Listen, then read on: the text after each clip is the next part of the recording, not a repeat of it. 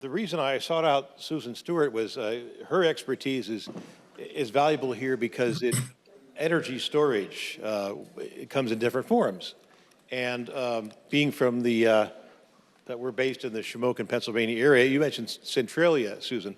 Yeah, that of course Locust Ridge is where there's existing, I don't know, 20 to 30 wind turbines, I think, and large ones too. Mm-hmm. And although there is local opposition. Some, I don't know how strong it is, but I don't know what it's based on. I don't know if it's, I can see them, so I think I can hear them, you know, and it's something like that. But they're not tied in, Susan, with any kind of storage. The energy is generated, it's shipped away, it doesn't even go to anybody in the area. From our research, it goes to some, actually I don't know where it goes. But I would think it would be maybe a less controversial approach if people could see it and then know that the benefits are coming to them, and that it's going to also in some kind of energy storage. Mm-hmm. So anyway, so I appreciate that. All right, let's open it up to discussions, and keep in mind that Thomas Johansson is with us as well. Let's see, who would like to start with the questions? Back here? Okay. And Thomas, you're still hearing us, right? Yeah, some 50, okay. 70% maybe. Just to remind everyone, it's also like 10 o'clock at night for Thomas, right? Maybe 11, actually. Thanks. Real quick question, actually more question about your pump storage for the mines, specifically quarries as well. I know we've been talking about coal mines, and in Pennsylvania, coal mines are built differently, anthracite, bituminous, and we don't have a lot of hard rock mines here, but we have a lot of quarries, notably that are very deep, full of water. Could you expand on like how that kind of system works, where you have like the high pressure fluid and what kind of stuff that does? Thomas, I'll take this, and then if you want to chime in, you can. I don't know if you can hear me, Thomas. Yeah, I can hear you, Tim. I missed the question, unfortunately, but I can hear you now. So quarries, generally speaking right now, and again, not speaking on behalf of any particular company, what is happening is that the companies looking at these solutions are looking for the low-hanging fruit, the easiest landscapes where they can make the most money with the least investment. And quarries are particularly attractive because they are a reservoir that already exists that you then don't have to build. So the key question becomes, is there enough elevation change or head between the surrounding area around the quarry, either above or below, or underground if there's a mine nearby, where you can tap into that? And that's very basic math. That's part of the thing. You calculate the volume of water, you look at head, and then assume you're building another reservoir on an area. And one of the examples Thomas showed was 2 open pit mines that are analogous to a quarry.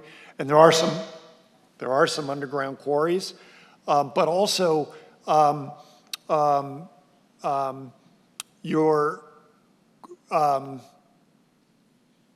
was I going with that? Underground and quarries, and yes, if you are building a reservoir, and just like with any other abandoned mine land reclamation work, if you're trying to build that reservoir on unconsolidated mine waste, for example, that's a separate kind of complicated technical problem, right? But quarries are very attractive because they're half completed and easily available generally. Okay, let's see. I should also point out, I didn't mention in my talk, I forgot that on coal mining land, the one project that has come out of the Infrastructure Investment Act was Rye Development's project in Kentucky to build a closed loop pumped hydro system on a reclaimed coal lands in Kentucky. But it is entirely above ground, and they're constructing new reservoirs at 2 different elevations with liners, geotextile liners, and membranes in those reservoirs so that it will not interact with groundwater. But that's another kind of solution, and it's a low-hanging fruit, easy situation, so to speak. The engineering is very complicated, but it's 2 ponds on the surface interconnected with a dual-action turbine pump. So I have a question based on what you were saying, Thomas, and you, Tim. that, or an early question that was raised before you came on, Thomas, was what about all the potential problem with scour of the turbulent flow and so on? And understandably, you know, if it's a softer rock mine, that's certainly a concern. But wouldn't one way around that be to, it's a matter of velocity of flow, but also volume, right, of water. And if you, rather than let it fall freely and not controlled flow, which is turbulent and destructive, what if you had a more controlled, slower flow with a lot of volume of water? And then, so obviously you don't generate as much power as quickly, but that would be a way around the damage that would be done. I don't know if that's... A short answer to this, again, in a general sense, and again, Thomas, I'll take a stab and please step in. The water does not come rushing down the pipe.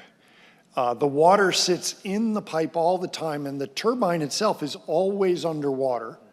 And so there's always a little bit of water in the lower reservoir and always a little bit in the upper reservoir. And what you're doing is you're moving water back and forth, and it can move quickly. So there is vibration, and there is a lot of rushing water, but it's not like a flood suddenly encountering this landscape, right? And I have learned a tremendous amount about hydropower in this project, and one of the things that is actually fairly obvious if you think about it, hydropower engineers already deal with sediment and materials in their flows. And they actually will design turbines specific to specific kinds of sediment problems and design the flows accordingly. So that's known engineering that just needs to be reapplied in this new environment.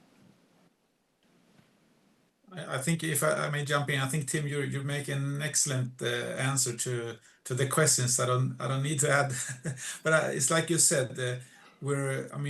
The beauty with the concept is that we're not inventing the technology itself. We're just putting it in a new context. So we're applying the engineering practices from hydropower. And just to give an example, typically the water velocity is in a range of 4 meters per second, and that's something that's a good velocity to avoid unnecessary turbulences and get the most out of the water flow. And then what might be added, normal operation, everything is smooth and steady, but then of course these kind of power plants, as well as hydropower plants, need to be also designed for the unexpected events. And that's what we also have to take care of. But again, we can look at the principles and the design philosophies from conventional hydropower and conventional pump storage facilities. Okay, yeah, and it sounds as if it would be something that you could manage from an engineering point of view. It's not wildly abandoning flow of water. That's okay, got it. Okay, anybody else? I have a question. Oh, yes, go ahead. So my question is about wind. I'm originally from Cambria County, so very familiar with those sites between Johnstown and Altoona on the ridgeline. Would you say, and this is, I have not lived in that area for 15 years now, but would you say that I remember when the windmills were moving in and people were excited and concerned about land grabs. It's also the shale boom. So do we go to wind? Do we stick with shale? All that stuff. But there was definitely development on the ridge lines pretty consistently of those turbines. Do you think that there's been a shift in wind policy in Pennsylvania away from wind? Or is it developing another part of the state? It just like in that region specifically, which you pointed to the really high wind speeds and the value of it in that area. Is it shifting out of that area? Kind of what's the statewide look on that? That's a good question. It is on, yeah, okay. So we're actually at this interesting phase of wind development. So definitely there was a boom in, I don't know, like 2008, 2012 timeframe of wind. I think it got overshadowed for sure by Marcellus Shale as well as solar in more recent years. And we were really positioned very nicely in that 2008, 2012 timeframe with Gamesa, manufacturing blades and assembling in the state. And they went and kind of chased projects in the middle of the country where it's flat and you might have a uniform policy across the whole state. So I think the industry kind of shifted more so to the west, but there are still some companies very interested in Pennsylvania. And right now we're at that place where they're repowering projects.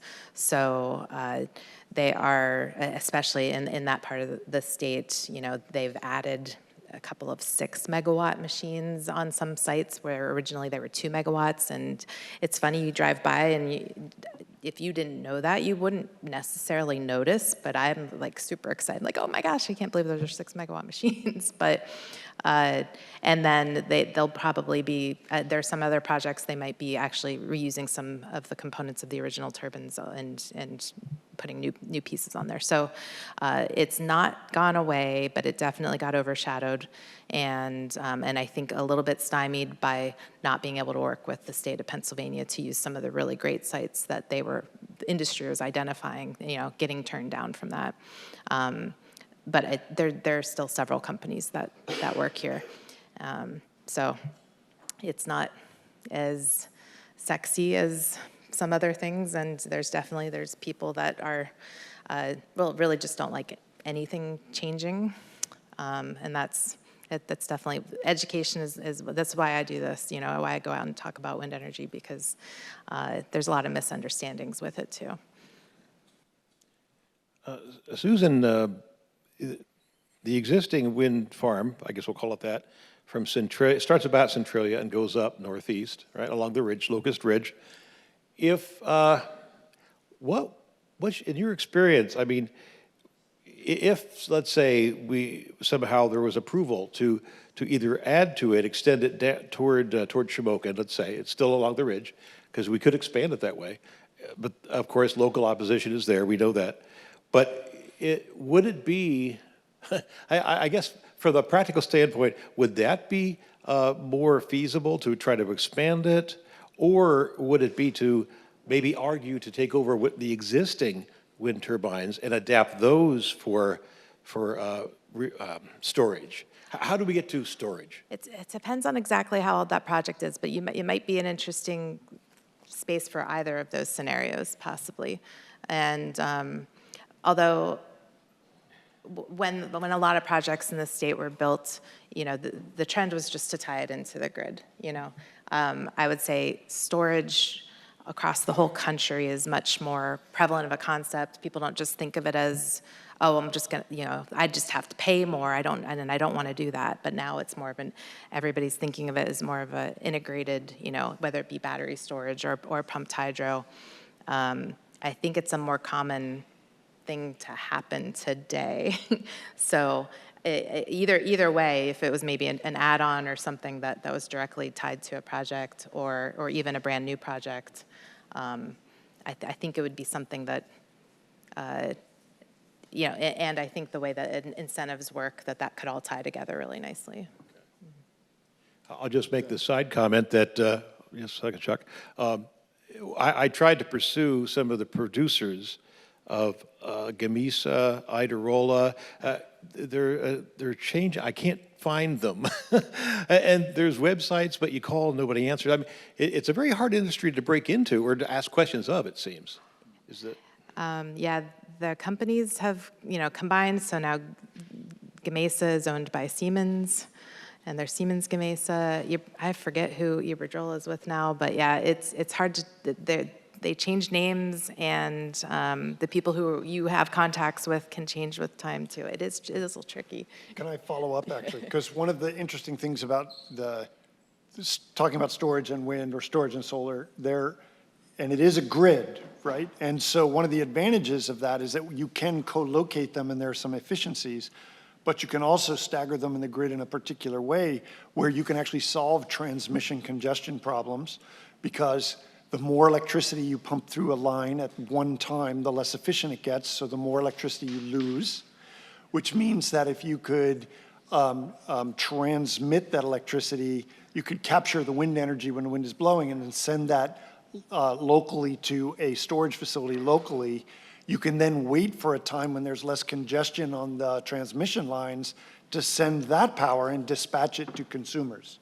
So that that kind of thing allows you to rework the entire system if you think about it as a system rather than this wind project and that storage project and this and that piece.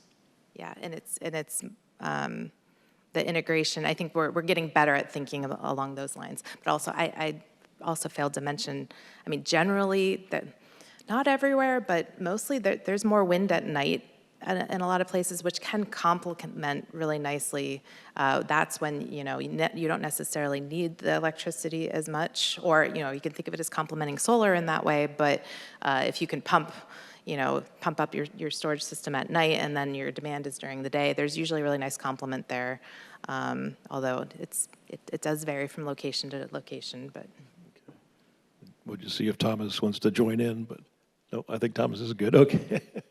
I think Tim is doing a fantastic work in terms of describing those areas that typically I feel my strongest one. Like you mentioned the system aspects, and really that's what our study looked at, the system issue that is really on a society level, and then the challenge is who's paying for it so that we will all benefit from these all these renewables that are producing whenever they can. Because I think what's happening now, and I see in Northern Europe, we're talking about putting limitations on wind and solar so that they can look like a nuclear power plant or like a hydropower plant. And in my world, that's kind of stupid, because if you have made an investment in wind or solar, let it produce to the maximum every instance it can. And then the system itself should figure out how to solve those system issues. And that's the way the engineers did it when they developed the systems, the other electrical systems in the 50s and before that. But today, I think this has been a shock to the key players in the grid who have the responsibility for it here in Northern Europe, so that they try to, if I may be a little bit finger pointing here, they try to push that responsibility towards the newcomers in the grid. So I think we should lift ourselves to that system level and think what's best for all of us in the end. And I think large-scale energy storage in various parts of the grid is really valuable. And I think also the whole situation with Russia invading Ukraine is also making it quite obvious that we're all here in Europe now depending on having a secure infrastructure from an electrical point of view. And the Ukrainians are simply impressive in the way that they managed to keep their system. They used to be connected to the Russian system from a synchronous point of view, and they moved into the kind of Central European system in the middle of the war, and now they're able to manage that even though they are at the end of the system. So things can be done, and Baltic countries have done the same now, disconnected from Russia and connected to the Central European system.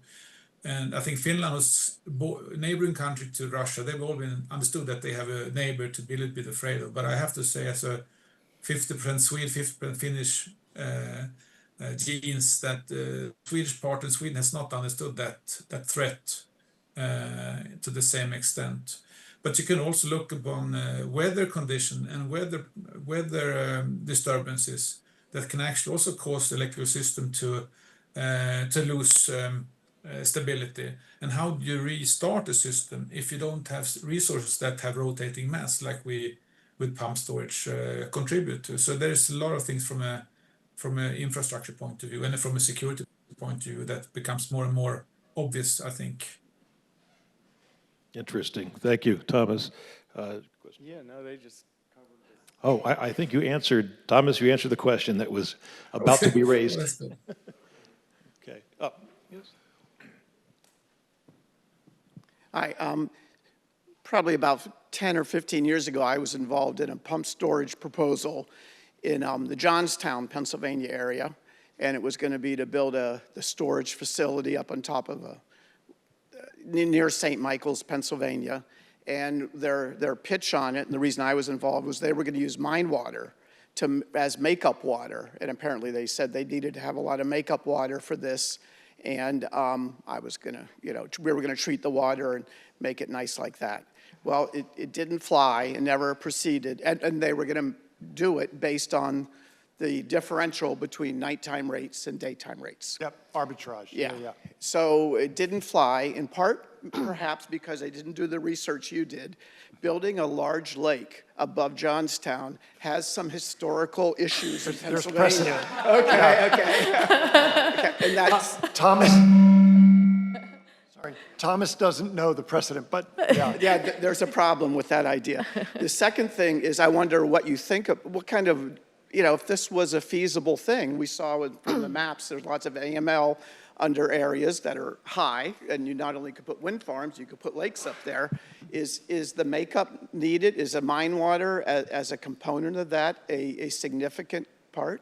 Right, it is. The water quality is a great concern to everyone, no doubt. And the question of where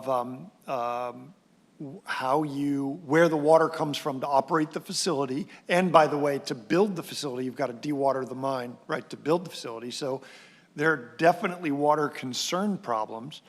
We are, I think everyone in this room understands, we are very good at water treatment. We can do it. It's a question of figuring out who's going to pay for it, right? In this case, or in a general case, it's going to be very specific to a particular mine, a particular site, a particular body of water. So it's hard to give a general answer outside of the fact that it's not an engineering problem. It's a policy and economics problem, that particular thing. But there are losses. This was not in the mine. This was two lakes. Yeah. One reservoir at the bottom, reservoir at the top. Oh, so they were And going to use the mine the water The in the idea lake. was to use the mine water as the makeup water, because Yeah, apparently there's a I lot of see. evaporation and I losses. see. Yeah. So, Well, one of the advantages to mine storage is that there is no loss to evaporation because you're underground, right? But there will always be some discharge. Just because you'll have groundwater and there are other issues to manage. But there will be other sites, like for instance, if you were in Arid West, where there's no water in the mine is dry. And now you're going to be bringing water there and trying to keep it in the mine rather than trying to keep extra water out of the mine facility. But just like a surface plant there would evaporate and lose water and need replacement water because of evaporation, there's all these trade-off cost balances. Yeah, I don't know if that really addresses the question. It is complicated. As I said, we are good at treating mine water. The EPA just a few years ago approved discharges from the Berkeley pit in Montana back into the water system, right? We can treat water to acceptable levels. It's just a question of who will pay for it. That's the body of water, by the way, that killed the flock of migrating geese, where they all landed on it and they all died because it was so incredibly toxic. We can do that treatment. It's a question of, will it pencil out for the project? And then do the stakeholder communities have confidence that it will actually be done that way, right? That there will not be accidents. okay. Last part, when it didn't go through, the engineering company asked them why it didn't go through. They said Marcellus gas turbines killed the spread. Is that correct? Oh, At the time? yeah. Because now they just turn on, instead of going to the grid Yeah. and buying electricity expensive, they just Right. turn on a turbine. Again, if you're not a energy wonk, right? The idea of the way we solved this problem in those decades between pumped hydro storage build out in the 1950s and today is that we built peaker plants. And those peaker plants are generally often natural gas powered.